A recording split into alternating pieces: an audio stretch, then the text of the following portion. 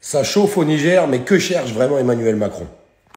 Le Niger qui a décidé de reprendre les choses en main et les forces armées qui ont repris le pouvoir pour arrêter de se faire manipuler, dépouiller. Alors, dépouiller. Vous savez, il y a des gens qui ne seront pas d'accord avec ça.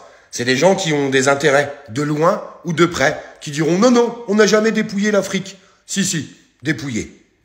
Le Niger a dit 3 choses.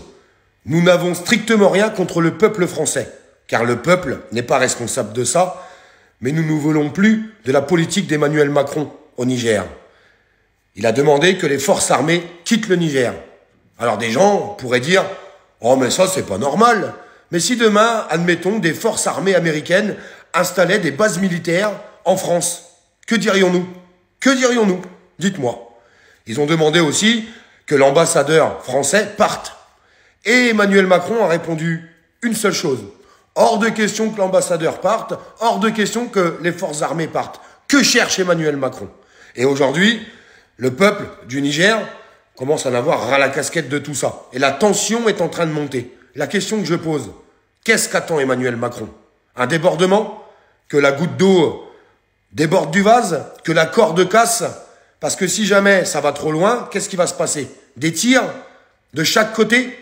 Un massacre, comme on avait pu l'annoncer?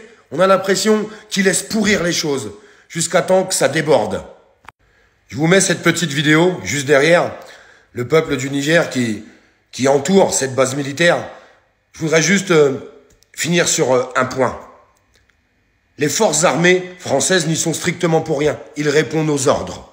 Ils répondent aux ordres, et tant qu'on ne leur dira pas de quitter les lieux, ils ne pourront pas le faire. Encore une fois, le seul responsable de tout ça, c'est Emmanuel Macron. Encore une fois, s'il y a un massacre au Niger, ça sera la faute d'Emmanuel Macron.